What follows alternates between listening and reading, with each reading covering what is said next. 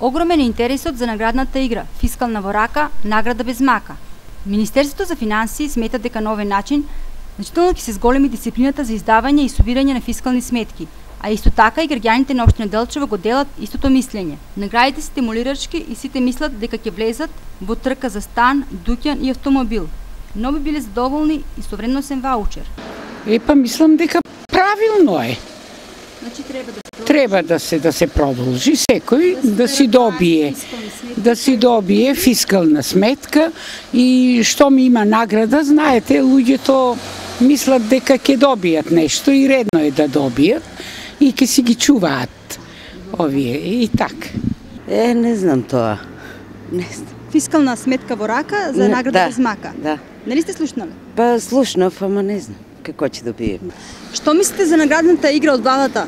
Фискална сметка во рака до награда без мака. Ништо не мога да кажа, не знам, још рано е, па ќе видим. Треба да ги собирате од 1 декември? Знам. 20 сметки? Знам.